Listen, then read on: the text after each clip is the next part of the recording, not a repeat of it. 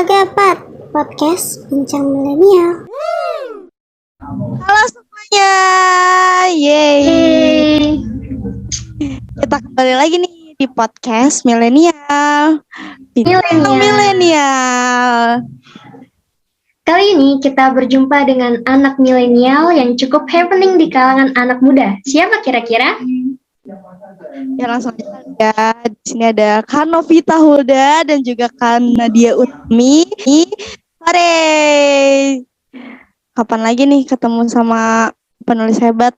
Halo Kak Nadia. Boleh dong perkenalkan diri kalian dulu dan juga sebutin profesi kalian. Buat teman-teman di rumah nih biar makin kenal sama kalian. Boleh mungkin dari Kak Novita dulu. Iya, halo Kak Tasya, Kak Irma.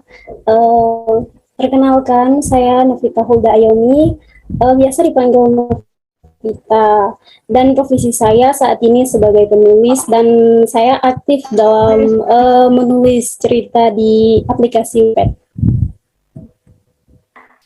Wah, keren banget kan nih ada penulis dari Wattpad yang tadinya biasanya kita nggak tahu nih siapa sih penulis di Wattpad, kan biasanya anonim ya, tapi sekarang kita datangkan ya penulis dari Wattpad. Nah, mungkin selanjutnya untuk Kak Nadia bisa perkenalkan dan disebutkan profesi Kak Nadia. Halo semuanya, perkenalkan nama aku Nadia Triutami, biasa dipanggil Nadia, dan dari dulu hingga saat ini aku berprofesi sebagai seorang penulis. Salam kenal. Salam kenal. Kabarnya Kak Nadia dan Kak Hulda saat ini? Ya tentunya alhamdulillah baik kabarnya. Baik. Kak, langsung aja kali ya kita tanya. Kalau tidak salah, kalian itu kan mulai dibicarakan pada tahun 2017. Nah, kalau boleh tahu ceritain dong di sini gimana kalian pada saat itu pada tahun 2017, karena penulis-penulis muda itu novel dan karya-karyanya itu mulai melejit. Gitu Kak. Tolong ceritain. Oke, dari aku dulu ya. Ya, jadi kalau waktu itu sih awalnya aku menulis dari curhat kisah cinta teman-teman ya yang memiliki cerita dan karakter yang berbeda, dan dari sana aku juga dapat inspirasi nih lalu menjadikan kisah teman-teman dalam bentuk tulisan-tulisan rintik seduh. Nah dari sanalah deh banyak yang suka dengan quotes-quotes yang aku bikin, dan ternyata banyak juga yang posting di laman Twitter dan Instagram mereka. Itu sih dari aku. Kalau Kak Novita sendiri bagaimana Kak di tahun 2017 itu? Oke, baik. Jadi kalau menurut versi aku nih, waktu itu awalnya hanya mengunggah cerita yang berjudul Mariposa di salah satu aplikasi yang terkenal yaitu Wattpad pada bulan Maret tahun 2017, di mana tahun itu aplikasi Wattpad ini lagi booming ya, booming banget. Saat itu cerita Mariposa ini kurang lebih baru mencapai 400.000 pembaca. Tapi saat itu juga penerbit sudah menawarkan untuk cerita ini diterbitkan. Hingga akhirnya Mariposa berhasil diterbitkan menjadi sebuah novel pada tahun kira-kira 2018. Karena banyak yang suka dan tertarik, akhirnya cerita Mariposa ini sudah diangkat menjadi film layar lebar juga. Seperti itu Pak Kasih. Oke, baik. Jadi kalau tidak salah itu anak-anak muda itu mulai gencar lagi ya sama sastra ketika muncul lagu-lagu yang liriknya itu puitis. Musiknya itu juga bisa dibilang sendu. Nah, kalau nggak salah sering disebut sebagai indie. Contohnya kayak Band 420, Payung Teduh, Nadine Amiza, Fiersa Bersali, dan lainnya. Nah, padahal kan bisa dibilang mereka itu kan musisi lama. Tetapi entah kenapa tiba-tiba bisa dibilang genre musik yang hitsnya itu jadi berubah. Kalian ngerasa nggak sih kalau mereka itu bisa dibilang membawa dampak kepada anak-anak muda itu jadi lebih tertarik sama sastra, khususnya novel? Ya, kalau menurut Kak Novita gimana tuh mengenai musisi-musisi itu? Oke, baik. Ya, kalau menurut aku, mereka-mereka itu membawa dampak yang sangat positif ya untuk kemajuan sastra tentunya. Jadi dari karya-karya mereka yang melekat melekat di hati para remaja sehingga banyak yang tertarik dan juga dari sana muncul banyaknya penulis-penulis baru yang juga melahirkan karya-karya terbaik dari mereka. Seperti itu. Oh, keren banget Kak jawabannya. Terima kasih Kak. Kalau menurut Kak Nadia sendiri gimana nih mengenai musisi-musisi indie itu? Ya, kalau dari aku sih setuju banget ya sama Kak Novita tadi. Menurut pandanganku juga sastra ini kan sejatinya adalah seni ya yang diciptakan untuk melahirkan karya-karya indah, baik itu asalnya dari lagu, quotes, puisi, atau apapun yang bentuknya sebagai bahasa untuk menyampaikan perasaan. Nah, menurut aku dengan adanya musisi-musisi yang banyak disukai khalayak umum ya, itu bisa menjadi inspirasi sih bagi orang baru yang mau memulai menciptakan sebuah sastra. Itu sih dari aku. Kalau dari kalian itu apa sih yang kalian lakukan jika merasa kurang? Maksudnya merasa kurang yakin dengan naskah cerita yang kalian buat atau dari tulisan yang kalian buat? Menurut Kak Nadia, bagaimana? Ya, kalau aku sih biasanya akan terus mengolah ya sampai menemukan kepuasan dan tentu aja biasanya akan tetap terjadi proses editing baik dari aku pribadi maupun tentu saja biasanya akan tetap terjadi proses editing itu ya. Dan dari pihak penerbit juga dan tentunya itu hal yang wajar dan normal ya yang terjadi dalam proses menciptakan sebuah karya. Baik, keren banget jawabannya Kak Nadia nih sangat profesional dalam menyusun kata ya. Pantesan aja nih banyak disukain anak-anak muda. Kalau menurut Kak Novita sendiri bagaimana nih? Iya, kalau yang aku lakuin kurang kurang yakin kalau kalau misalkan aku kurang yakin tentang hal yang aku lakukan, pastinya aku harus research gitu tentang cerita yang sedang aku buat dengan menggali lagi informasi yang sesuai dan mencocokkannya kembali dengan alur cerita itu. Pastinya juga untuk minta pendapat dari orang-orang sekitar aku dan juga meminta mereka untuk memberikan komentar ataupun masukan yang lebih baik untuk aku gitu. Wah, keren banget jawabannya. Jadi kalau menurut kalian berdua nih, kalian ini kan sama-sama penulis judulan dari Wattpad ya. Jadi gimana sih pendapat kalian mengenai banyaknya novel-novel Wattpad yang sudah diterbitkan? Kalau menurut Kak Novita itu seperti apa ya? Iya, menurut aku itu sesuatu hal yang sangat positif ya tentunya, karena dari banyaknya novel-novel yang baru terbit itu memberikan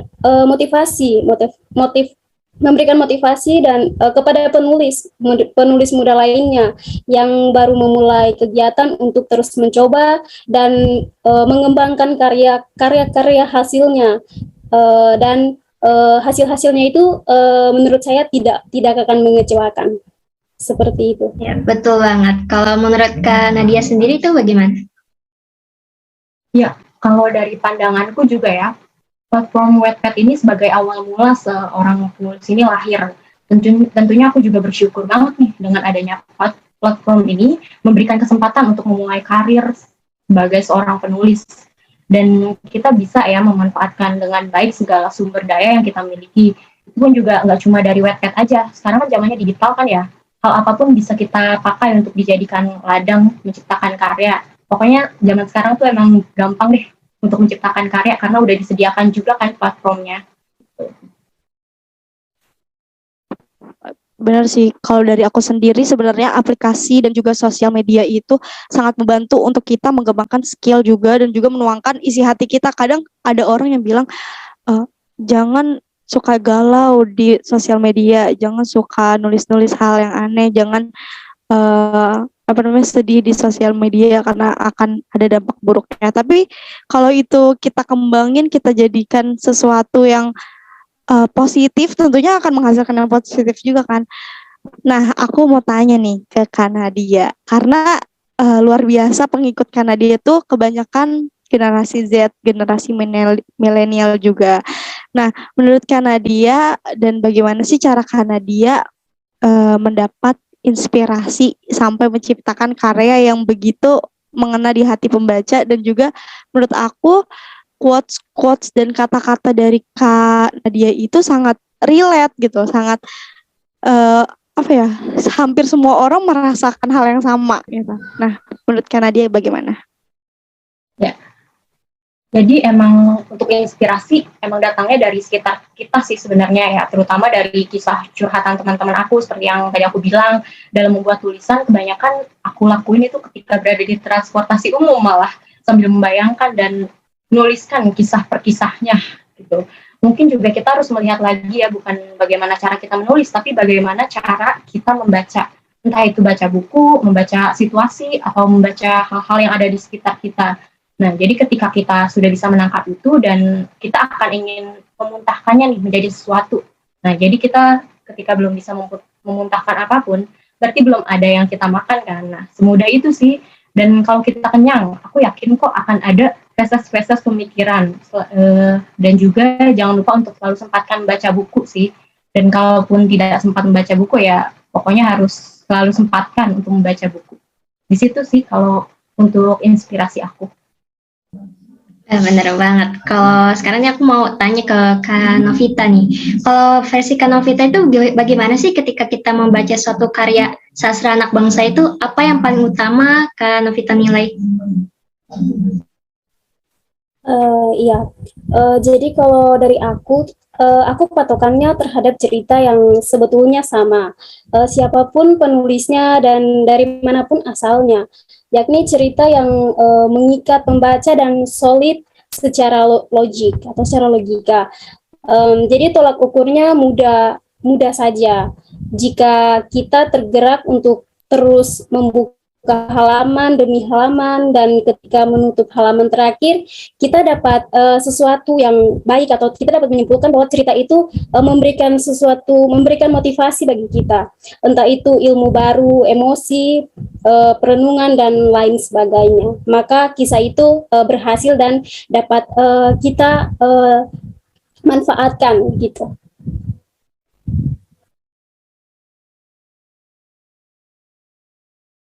Oke, maaf banget ya kakak-kakak, aku ganti device karena terkendala. Aku mau lanjut nih buat tanya ke Kak Nadia dan juga ke Kak Novita. Bagaimana pandangan kakak terhadap anak muda yang sebenarnya tuh mereka punya potensi dan juga mereka punya bekal untuk menulis, tetapi mereka masih takut atau bingung untuk terjun ke dunia itu. Mungkin kalau dari aku sih, ya sebenarnya kalau dari aku kan kalian ini ya, terutama mahasiswa kan banyak tuh. Nah, kalian adalah orang-orang yang telah dibekali dengan ilmu-ilmu menulis, bukan ilmu-ilmu menulis aja, tapi kan ada membaca, mendengar, semua juga ada kan. Dan itu merupakan ranah kalian. Hanya saja kalian tuh kurang mampu memanfaatkan kondisi saat ini yang ada di depan kalian. Mungkin karena apa ya? Ada tekanan atau ada pressure sendiri gitu dalam diri mereka sendiri. Mungkin menurut aku gitu aja sih, Kak. Oke, jadi kalau misalnya menurut kakak sendiri gimana sih cara mulainya dengan yang baik gitu? Iya, jadi kan gini ya, aku yakin sih kalian pasti udah mahir lah ya membuat puisi, cerpen, bahkan mungkin sebuah novel gitu. Dan hanya saja kalian itu belum berani untuk menerbitkan sendiri karya-karya kalian gitu. Dan cobalah untuk mempublikasikan hasil karya yang telah kalian bikin. Dan aku yakin proses yang kalian tempuh untuk menghasilkan karya itu yang diakui banyak orang ya, akan menempah diri kalian untuk menjadi jiwa yang kuat sih. Baik, benar banget nih untuk teman-teman, jangan lupa untuk ambil positifnya dari segala arah, karena kalau misalnya kalian masih takut untuk memulai, ya nggak akan bisa gitu, nggak akan pernah bisa untuk mencapai terwujud hal gitu. itu. Iya. Benar banget. Karena aku ingin tanya ke kalian berdua nih, apa yang paling ingin kalian sampaikan ke kami, atau ke kita-kita yang sebagai orang yang masih baru dalam hal sastra gitu ya, untuk memulai itu bagaimana sih? Adakah yang ingin kalian sampaikan untuk kita semua itu dalam menulis ya, terutamanya gitu? Oke, pertama dari aku ya. Jadi pesan dari aku yaitu kalau kalian ingin atau punya niat untuk menulis harus ditingkatkan atau dikuatkan. Jadi keinginan yang kalian pokoknya keinginan kalian gitu kalian harus istilahnya diikat dengan erat, jangan sampai lepas. Karena ketika niat sudah diikat atau sudah kuat, sudah benar-benar kalian ingin untuk mematangkannya itu, ya namanya menyerah itu tidak ada. Kita akan terus berusaha untuk menggapai impian kita. Terus berpikir positif, katakan bahwa kamu itu bisa menulis dan kamu juga bisa sukses. Ketika kamu gagal, terus bangkit karena kesuksesanmu sudah semakin dekat. Ketika kamu mengalami kesusahan dalam menulis dan juga belajar saat itu, cari jawaban dari kesusahanmu itu. Jangan malas, terus berusaha, berpikir positif dan terus berdoa untuk menggapai impian kalian atau menggapai impian yang sudah kalian inginkan, sudah lama kalian ingin untuk mensukseskan impian kalian itu. Jadi di sini ada pepatah, tidak bisa menjadi belum bisa. Lawan kata lagi, belum bisa menjadi pasti bisa. Buatlah karyamu sendiri mulai sekarang agar namamu bisa dikenang selamanya meskipun ragamu sudah tidak ada. Mungkin itu pesan dari saya. Wah, keren banget. Kalau dari Kak Nadia sendiri itu bagaimana? Ya, kalau dari aku sih ya, yang pertama itu adalah harus bisa memanfaatkan sebaik mungkin ya dunia maya ini sebagai wadah untuk memulai karya gitu. Apalagi tuh ya, sekarang semuanya serba digital kan ya.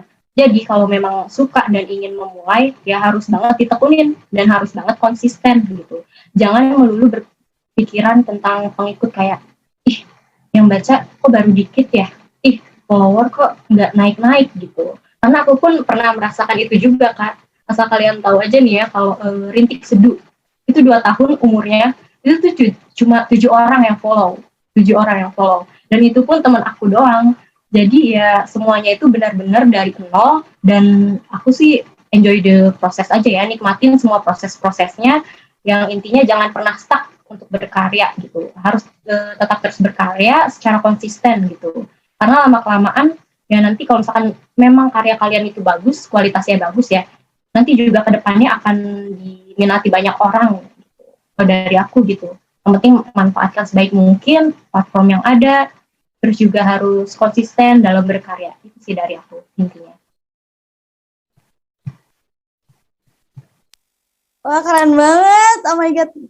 Aku nggak nyangka ternyata bincang kita kali ini benar-benar seserius itu. Dan menurut aku, kali ini kita benar-benar nggak nyesal untuk mengundang Kak Nadia dan Kak Novita. Karena benar-benar menginspirasi banget untuk anak muda.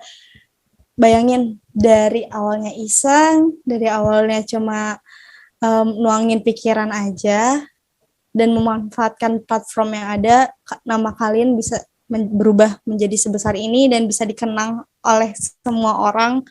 Karya kalian bisa tersimpan dengan baik di hati para pembaca. Wah, keren banget. Dan yang aku ingat tadi ada pepatah dari Kak Novita, lawan kalimat belum bisa menjadi pasti bisa. Lawan kalimat tidak bisa menjadi belum bisa. Itu benar-benar bisa memotivasi kita semua untuk lawan takut kita dan berusaha untuk berani, karena kita nggak tahu apa hasil yang akan kita capai.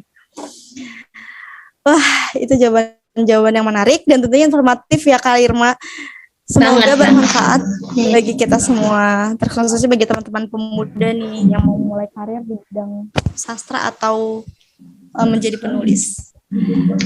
Ya, aku juga ucapkan terima kasih atas kesempatan dan waktu Kak Novita dan juga Kak Nadia yang telah hadir dalam acara podcast milenial ini.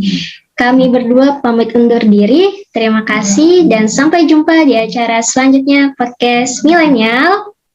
Bincang Milenial. Tua Gapat Podcast Bincang Milenial.